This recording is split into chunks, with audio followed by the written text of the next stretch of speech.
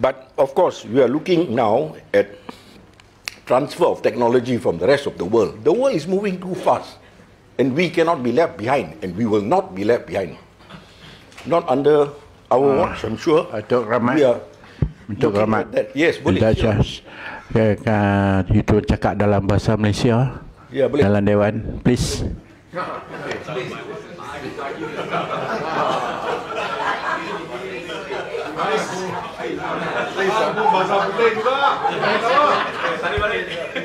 Bahasa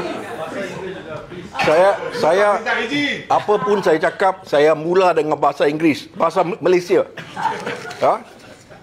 Cuba faham di SPM Teluk Air Tawar dapat apa dalam SPM untuk bahasa Malaysia? Jawab. Boleh jawab? Berani jawab? Jawablah. Ayo, pagi-pagi macam ni. Jangan duduk.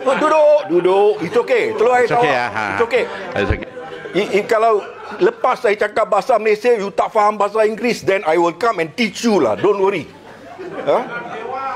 Sekarang Tarik balik. Perdana Menteri kita cakap kita perlu cukup. Tarik balik bahasa Inggeris. Betul lah. Okey. Air Tawar nak cakap bahasa putih, minta izin. Tarik balik Tuan Tawar. Sudah. Datuk Keramat, seelok-eloknya lah. I'm trying my best. Seelok-eloknya I'm trying my best. bahasa Malaysia. Sila.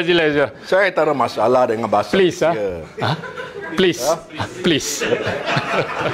Itu bahasa apa? Itu bahasa lingua franca dunia. That's why Perdana Menteri Anwar Ibrahim cakap kita mesti cakupi bahasa Inggeris. Betul atau tidak? Saya harap dia sedang dengar sekarang. Saya tahu dia sedang dengar. So Pulau Pinang kita akan pastikan itu berlaku juga. Datuk Keramat. Yes, okay. So, setelah saya diganggui,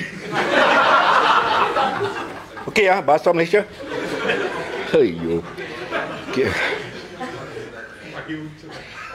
You nak tanya kalau mesti terima jawapan tau. Sorry. Saya sudah ada di sini 18 tahun. Come on. Even my Datuk Sri speaker, he don't know what to do with Datuk Keramat. But I am doing my job for the people in Penang.